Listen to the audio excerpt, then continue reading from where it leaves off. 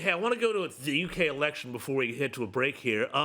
James Ashby, we had this wild situation where, with the first past the post voting system in the UK, the Labour Party got something like a third of the vote and got something like two-thirds of the seat. Now, that's pretty incredible, but I'm sure that you're also looking at this from a One Nation point of view at how Reform did. They came in with, I think it's going to be 5 seats, and basically all of those Conservative votes didn't bleed to Labour, they bled to Reform. Are you looking at this as a bit of a model in One Nation?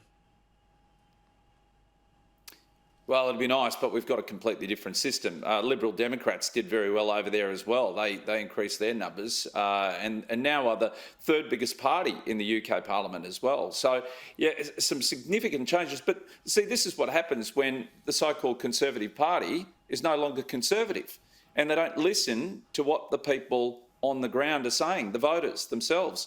They got tired, they got complacent, and that's why they've absolutely been wiped out at this election, and there's no greater message for them to just get back to their grassroots. I hope the Conservative Party, the predominant one here in this country, starts to listen to what Conservatives across this country want. Yeah. And to get elected with a 34% vote, that is just astounding.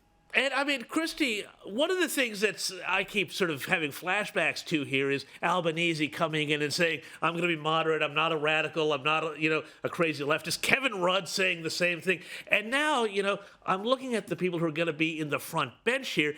Their Home Secretary seems like a complete, dope, frankly, because he once called out the BBC for asking if the Vatican would put out black or white smoke into the chimney when the Pope was being elected. He thought that was racist. We've also seen the person who's going to be in charge of immigration.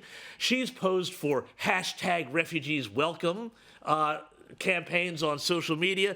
This feels to me like this is going to be just a disaster, Christy. Well, it's certainly interesting, isn't it? It's at odds with what's happening around the rest of Europe, with European, continental Europe moving to the right. We saw that in France recently with the backfiring of the snap French election by Macron. We've certainly seen it in Italy, and a number of other countries have almost a nationalist uprising. What's really interesting here, and perhaps contrary to the narrative that James and you were just speaking of about Reform taking the Conservative vote. So yes, it absolutely did. But Reform came second in 106 electorates. Of those 106 electorates where it came second, 93 of those were won by Labor. So their vote is accelerating in Labor-held seats as well.